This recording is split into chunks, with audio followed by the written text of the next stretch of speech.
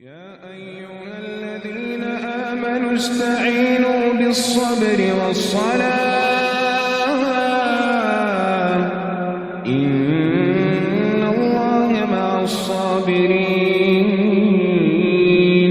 ولا تقولوا لمن يقتل في سبيل الله